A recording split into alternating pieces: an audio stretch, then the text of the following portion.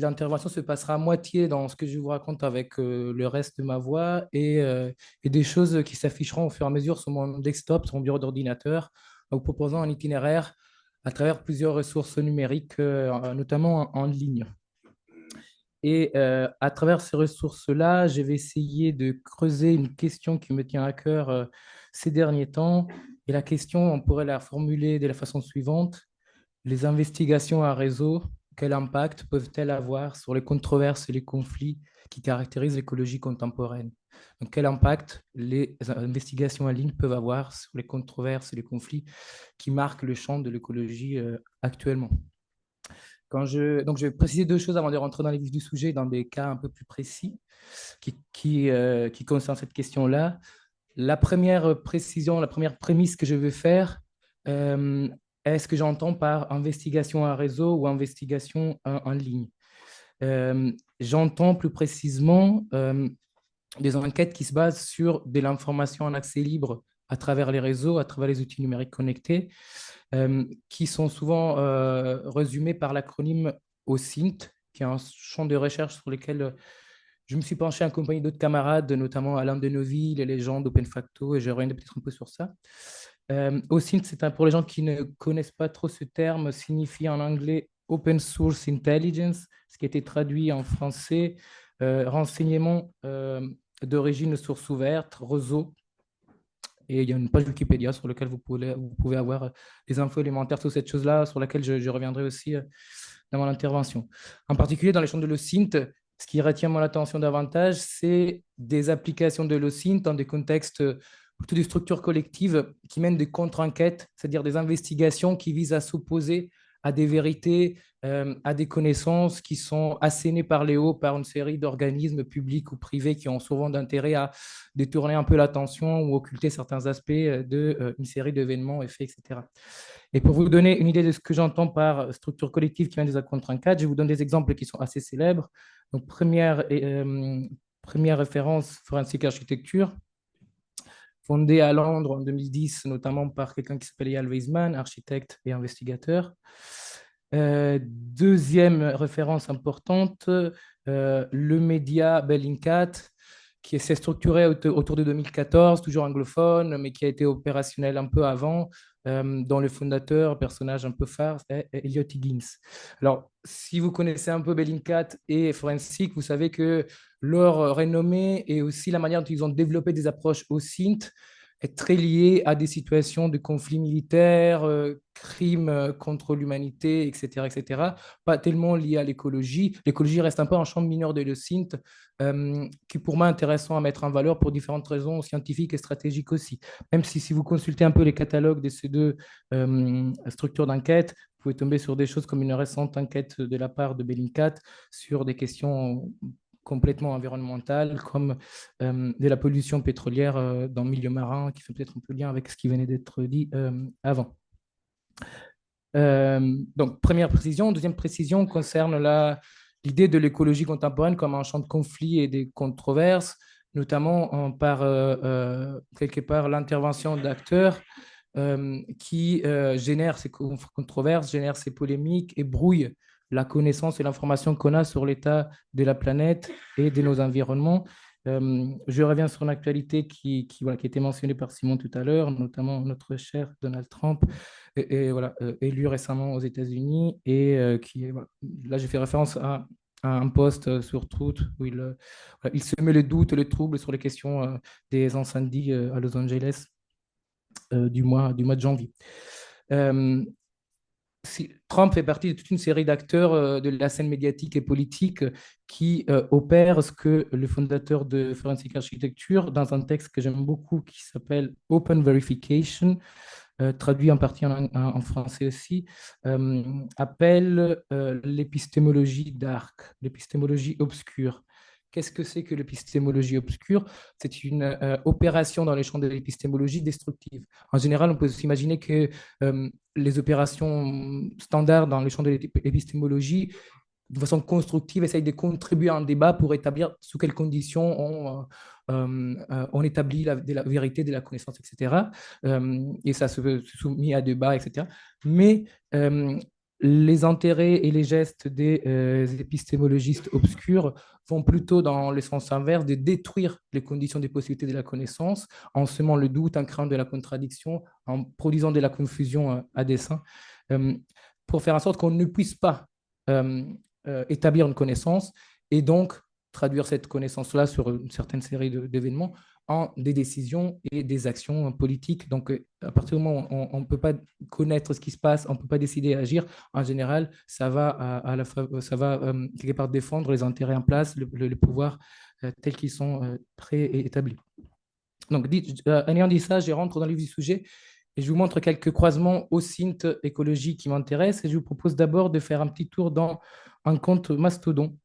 Alors, personne n'est plus sur Facebook et sur X, je pense, après le 20 janvier. Donc, vous connaissez Mastodon. Et sur Mastodon, il y a un compte qui s'appelle Elon Musk Jet, que peut-être vous connaissez. Et Elon Musk Jet n'est pas un compte personnel, c'est plutôt ce qu'on appelle un bot, donc un programme qui va chercher des informations différentes en accès libre sur Internet, les recoupe, les articule et fait des posts. Les posts ressemblent un peu à ça, d'une façon automatique. Et les posts retracent les déplacements en avion de Elon Musk, l'homme le plus riche du monde. Et le but, c'est pas uniquement de retracer ces déplacements-là, mais de mettre en évidence nos extraits désinhibés dans des moyens de transport les plus polluants qu'on connaît. Et il y a à chaque fois des statistiques qui concernent la CO2 émise, etc. etc. Euh, Ces comptes-là a été construit et fait fonctionner par une personne qui ne se cache pas. Il s'appelle Jacques Swinet et voilà, il est là, lui aussi sur Mastodon. Euh, Jacques Swinet, c'est un jeune qui a à peu près l'âge de mes étudiants à la fac, mais qui, à l'âge de 22 ans, 23 ans, il mérite déjà une page Wikipédia, entre autres à cause d'Elon Musk Jet.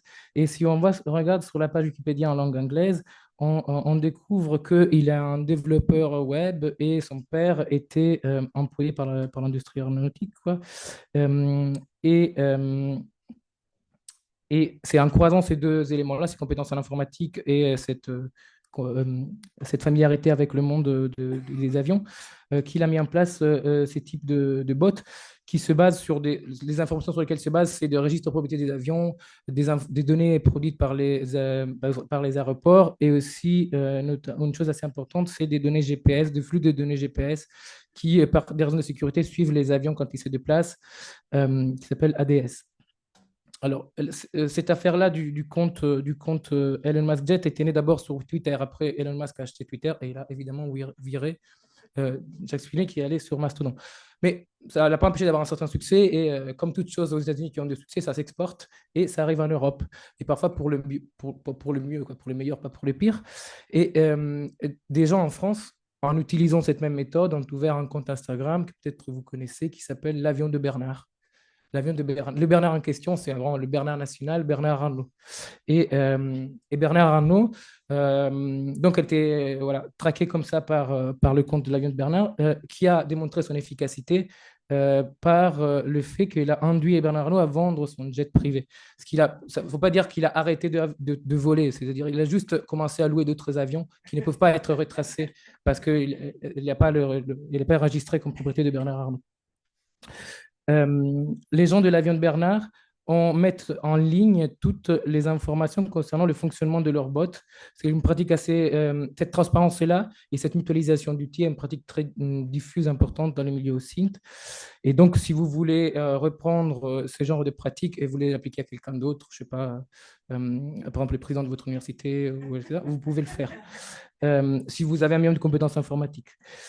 Derrière, là, si vous allez sur cette cloud, vous découvrez que c'est pas caché encore une fois le réseau qui a mis en place l'avion de Bernard, et c'est quelqu'un qui s'appelle Mémoire Vive. C'est un groupe d'investigation qui a un site internet que vous pouvez visiter, mémoirevive.eu, et qui a mené une série de projets d'enquête et de renseignements, toujours sur des questions écologiques, pas mal avec l'aviation, mais aussi avec EACOP. Alors, je ne sais pas si vous savez ce que c'est que EACOP. Euh, EACOP, c'est un projet de Total pour extraire du pétrole en Ouganda et l'acheminer à travers tout le centre du continent africain. Ça descend, ça descend, ça descend, et ça arrive au l'océan Indien. C'est un grand projet de Total qu'il s'agit de surveiller et d'essayer de regarder de près ses impacts en sachant que voilà, c'est pas si simple de se rendre au milieu de l'Afrique. Donc, c'est quand même intéressant d'utiliser des enquêtes par écran interposé pour voir ce qui se passe, tout en les articulant avec des enquêtes sur place. Le résultat de l'enquête, ou en tout cas l'endroit où ça se publie, ça s'affiche, c'est cette carte interactive qui est mise en ligne et mise à jour. Il y a plusieurs volets, plusieurs informations qui peuvent être repérées dans cette carte-là, dont des informations qui se basent essentiellement sur l'usage d'outils numériques et d'informations en ligne. Entre autres, par exemple, il y a tout un travail qui est fait sur des images satellitaires comparées, de vue d'en haut comparées, qui utilisent des images produites par l'Agence spatiale européenne et d'autres agences spatiales, donc des institutions publiques qui rendent accessibles ces instruments-là. Par la comparaison entre différentes images, ils arrivent à suivre comment certains territoires, à proximité des installations de Total, arrêtent d'être des territoires d'exploitation agricole vivrière locale et donc sont des pertes pour la communauté locale. Donc il y a toute une série d'enquêtes comme ça hors sol, mais le hors sol, ça peut être intéressant pour comprendre certaines choses. Et après, il y a aussi des enquêtes plus situées parce qu'il y a d'autres volets de l'enquête qui concernent par exemple les violences faites aux populations locales qui sont plutôt faites en lien avec des gens qui sont sur place, etc. Je vais faire un point à partir de ça, de ces premiers petits exemples, sur des gestes typiques de l'OSINT en situation de lutte écologique. Et je rebondis directement sur cet exemple-là. Alors, une chose assez importante dans des pratiques OSINT, c'est l'usage des cartes connectées et des vues satellitaires pour comprendre ce qui se passe à certains endroits à travers le temps. Euh, En particulier, on peut se rendre compte de certaines choses qui adviennent à certains endroits si elles dépassent un certain seuil de détectabilité. Donc, et cette seuil de détectabilité-là, de reconnaissance-là, est déterminée par la définition des images. Bon, certaines choses suffisamment grandes peuvent être détectées. Donc, là, par exemple, l'écroulement d'un hôpital à Gaza, bon, ça, on peut le voir en comparant deux images d'avant et d'après. Un pot de fleurs qui se casse, peut-être pas. Là, ce qui est détectable, par exemple, dans cet hackathon que Bellingcat a fait au Kyrgyzstan, c'est avec plusieurs volets en lien avec des questions environnementales, c'est la déforestation. Le fait de couper des zones d'arbres, ça, on peut le voir depuis des vues satellitaires comparées. Euh, comme vous pouvez le voir là-bas. Et donc, un hackathon, c'était un travail un peu d'enquête collective où plusieurs personnes s'emparent des outils et essayent de produire le plus d'informations possible sur ce qui se passe dans cette région un peu reculée de l'Est de l'Asie en tout cas. Et en particulier, là, ce que vous voyez, ce n'est pas de la simple vue satellitaire, mais c'est une vue satellitaire qui rend visible des choses par des contrastes de fréquences qui ne sont pas visibles à l'œil nu. Une autre chose, ils font du remote sensing aussi, et donc ils travaillent sur des visualisations qui ne sont pas celles de l'œil nu humain, mais qui permettent de faire de meilleurs contrastes et identifier plus précisément certains types d'événements. Donc après cette première geste, j'ajoute un deuxième. Le deuxième geste, c'est juste voir ce qui se passe sur les réseaux sociaux. On est tout le temps en train de produire de l'information depuis nos vies un peu triviales et la plupart du temps, ce n'est pas très intéressant, bon, sauf pour nous et quelques copains. Mais ces choses-là un peu banales et triviales peuvent devenir tout de suite des pièces maîtresses dans l'administration de la preuve lorsqu'elles sont récupérées dans le cadre d'une enquête qui cible des événements précis ou des questions précises. Et pour vous donner un exemple de comment on fait ça, je vous parle de Follow the Money, voilà, qui est un groupe d'enquête journalistique qui travaille beaucoup sur les questions financières et notamment il a mené toute une série d'investigations sur South Pole. South Pole est une entreprise suisse qui fait de la compensation carbone. Vous voyez à peu près ce que c'est, non? Donc il y a des multinationales qui doivent verdir leur activité, donc achètent de crédit carbone à des gens comme South Pole qui leur dit, vous nous donnez l'argent, nous on l'investit dans des activités qui stockent le carbone, par exemple la préservation de zones naturelles en Afrique, et comme ça vous pouvez mettre un petit logo sur votre produit en disant que c'est compensé carbone. Alors il y a une logique, une comptabilité derrière qui peut être un peu douteuse, un peu saugrenue, mais bon, qui a une logique.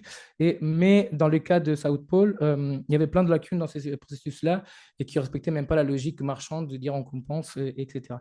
Et un des volets de l'enquête, c'est lui que vous voyez là, Shooting Elephants and Selling Fictitious CO2 Rights, avait pris quelque part un certain élan à partir de posts trouvés sur les réseaux sociaux Instagram, notamment de posts d'un chasseur américain que je vous montre. Ah, ça, c'est les comptes. Donc, les comptes Instagram, c'est Fred F406, qui se trouve au Zimbabwe, en Afrique. Hein, et c'est bien là où il y a une réserve naturelle administrée par South Pole. Et Fred F406, il est très fier de chasser en Afrique et de buter one of the big five, c'est-à-dire une des 5 grandes bêtes que pour être un vrai homme, il faut buter dans sa vie, quoi, sinon ça ne va pas. Et voilà, donc il fait des postes comme ça, mais ça ne marche pas trop avec la finalité de conservation de cette réserve. Euh, et c'est à partir de là qu'ils mènent une série d'enquêtes où ils vont aussi puiser sur des sources fermées, pas des sources ouvertes, pour démontrer qu'il y a des safaris organisés sur ces territoires qui sont censés faire de la compensation carbone, etc., être préservés pour de riches, des pays occidentaux qui veulent avoir des frissons, etc. Troisième élément pour compléter un peu ce micro-aperçu de ce que font les gens avec le synth, c'est ce qu'on appelle le Google Dorking ou Dorking tout court. Je ne sais pas si ça vous dit quelque chose, Dorking. C'est une chose assez banale. C'était des recherches plus précises et ciblées sur des browsers comme Google qui le permettent. En général, on cherche par mots-clés, mais on peut affiner la recherche par une série de contraintes, des commandes. Par exemple, on peut dire cherche ces mots-clés-là, mais qui est dans un site, qui est dans un nom de domaine précis. Ou cherche ces mots-là que dans un type de fichier, etc. Et ça permet d'aller au plus près de certains types d'informations dont on a besoin. Et par exemple, si je m'associe aux camarades de Mémoire Vive, je veux savoir ce qui se passe en Afrique avec Total et Acrop. Et je me dis, bon, tiens, est-ce qu'il n'y aura pas des informations intéressantes à retrouver dans les documents que Total stocke sur son site, etc. Mais je ne vais pas passer toute ma vie dans les labyrinthes du site de Total. Et ben, je peux faire quelque chose comme ça. Je peux dire à Google, cherche tout ce qui concerne le mot Ouganda avec la commande site de .totalenergy.com, donc tout ce qui est dans ce site-là, et cherche dans le type de fichier, file type PDF. Et donc, il va trouver voilà, les choses qui parlent d'Ouganda. Et donc, peut-être ça ne m'intéresse pas, mais en tout cas, ça permet de cibler les informations. Il y a plein d'autres manières de faire ces choses-là et d'exploiter cette énorme masse d'informations qui est rendue disponible par Internet, notamment Internet voilà, démocratisé par le Web 2.0 à partir de la moitié des années 2000. On n'a pas attendu la moitié des années 2000 pour faire du renseignement en source ouverte. Et quand vous, par exemple, euh, je vous fais une petite référence au travail d'une collègue, Occitan Lacurie, dans un texte qui s'appelle L'intelligence d'une machine, on parle de synth. Et, euh, et il nous raconte, par exemple, que les services secrets britanniques, déjà à la moitié du siècle dernier, avaient des bureaux pour lire la presse des pays de l'Est de l'Europe et comprendre ce qui se passait là-bas lorsqu'ils ne pouvaient pas se rendre sur place, donc par des médias interposés, etc. Je vais m'acheminer vers la fin de ma conclusion, vous parlant d'une enquête qui remet tout ça un peu en jeu, qui s'appelle Gold Mining and Violence. Je vais fermer ça d'abord. Dans la forêt amazonienne. Donc, et qui se concentre sur la période Bolsonaro au Brésil et comment celle-ci a eu un impact sur l'Amazonie. Il y avait une inquiétude généralisée au Brésil et ailleurs sur ce que allaient donner les politiques de Bolsonaro. Bolsonaro qui, comme le dit dans cette enquête-là, Forensic Architecture, mène toute une série de politiques qui vont mettre en danger l'état de la forêt amazonienne des peuples qui l'habitent des choses comme limiter les agences environnementales de l'État, enlever des financements aux actions écologiques, réduire les amendes, etc., vont sûrement dégrader l'état de la forêt amazonienne. Et donc, ils vont essayer, avec cette enquête-là, de donner des preuves concrètes à une série de cris d'alarme qui sont lancés par pas mal de gens sur place. En particulier avec cette enquête-là qui a été publiée en 2022, il travaille sur 2 éléments. Le premier élément, c'est les violences faites aux communautés locales, en lien donc avec la croissance de l'exploitation des mines dans la forêt amazonienne. Et la deuxième chose, c'est de montrer cette croissance des mines dans la forêt amazonienne qui implique une déforestation, une pollution, etc. etc. En sachant que Bolsonaro, il essaie d'occulter toutes ces choses-là et quand on lui demande dans des interviews officielles de rendre compte de certaines données divulguées par les ONG sur la déforestation, il va dire, un bon épistémologue d'Arc, que c'est des fausses données que les ONG produisent pour récupérer des financements et donc continuer à vivre, embaucher des gens, etc. Ou bien encore pire, il va par exemple, licencier, là vraiment un peu censure à l'ancienne, pas nouvelle censure et épistémologie d'Arc. Il va licencier le directeur de l'Institut de recherche spatiale parce qu'en utilisant les images satellitaires, il démontre qu'il y a des problèmes de déforestation. Je vous montre donc pour la question des violences subies par les peuples, notamment les peuples Yanomami, ils vont étudier des vidéos des vidéos numériques qui sont produites par les peuples eux-mêmes, où on voit des gens qui tirent sur les peuples Yanomami pour les effrayer, pour quelque part les faire partir de là où ils habitent, et c'est un territoire justement où il y a des mines d'or. Comment ils travaillent, bah, ils vont étudier ces images-là, et par exemple, ils vont utiliser d'abord des outils de modélisation pour, là, donc c'est un bateau qui passe et depuis lequel on attaque le village avec leurs outils un peu d'architecte, etc. Ils modélisent les bateaux pour essayer de comprendre à partir de là qui sont ces personnes-là. Et par exemple, ils vont utiliser d'autres types de sources qu'ils peuvent trouver en ligne, donc des images de Greenpeace où ils montrent que les gens qui responsables d'extraction minière utilisent ce même type de bateaux. Ils vont aussi comparer ça avec d'autres types de ressources, par exemple des vidéos trouvées en ligne comme celle-là sur YouTube, où on voit vraiment des bandits qui, sur le même type de bateau, cagoulés, etc., sont au même endroit. Ils vont utiliser de la presse en ligne, qui mène une enquête sur comment des gangs de Sao Paulo sont quelque part embauchés par les gens de l'exploitation minière amazonienne. Et en recoupant tout ça avec une forme de vérification de type composite et un peu collective à plusieurs, etc., il démontre qu'il y a ces liens-là entre de bandits de Sao Paulo, l'exploitation minière, etc. Pour la vérification de l'extension des mines et leur impact sur la forêt, ils utilisent des systèmes, comme je vous disais, des images satellitaires avec ces phénomènes-là de visualisation contrastée par des fréquences du visible qui ne sont pas nécessairement perceptibles par l'œil humain. Et donc, voilà, ils démontrent comment naissent de nouvelles mines, des vieilles mines qui étaient déjà là s'élargissent, et comment aussi, toujours grâce au remote sensing, il y a une pollution par des métaux utilisés par l'exploitation de l'or dans la rivière sur laquelle habitent les Yanomami. Alors, je termine, je conclue bon, si tout ça vous passionne, moi ça me passionne, et vous voulez vous-même voilà, vous former à l'OSINT, il y a plein de manières de vous former à l'OSINT par des ressources en ligne, comme ce répertoire assez formidable qui s'appelle The Kit du projet Exposing the Invisible de l'ONG Tactical Tech. Et il y a aussi des associations toujours aussi formidables que The Kit qui font des formations comme Open Facto, qui sont des camarades avec lesquels on organise le festival OSINT que je vous montrais au début. Je terminerai juste en nuançant un petit peu mon enthousiasme sans vraiment l'étendre et en mettant en lumière quelques limites de ces croisements OSINT écologie. Je vais en énoncer trois voilà, qui me semblent importantes à garder en tête. Alors, la première limite concerne une chose banale qu'on a déjà répétée, c'est que l'OSINT s'appuie sur des outils numériques et des recherches numériques, et ça a un impact en termes de consommation d'énergie, des matériaux, d'infrastructures, de démantèlement, etc. D'autant plus au moment où on essaie d'utiliser l'IA, de la recherche automatisée pour rendre plus efficace le synth, mais rendre plus efficace le synth, ça signifie aussi le rendre plus énergivore, plus impactant, etc. Premier problème. Deuxième problème, c'est le fait que l'écologie ne concerne pas des faits qui sont là, qui sont advenus, et il faut un peu reconstruire, comprendre qui est responsable, et pour ensuite, quelque part, exercer des punitions ou changer des choses. Mais ça concerne aussi des choses qui font partie du futur, une factualité, une réalité qui n'est pas une factualité, une réalité présente sur laquelle on peut exercer des pratiques d'enquête forensique, qui sont des formes de factualité et de réalité. Par exemple, le fait que l'augmentation de certaines nombre de degrés de notre planète, etc. Et que la théoricienne Wendy Chun appelle des hyporéalités dans un texte que Yves a édité et qui est disponible depuis 2023 en français.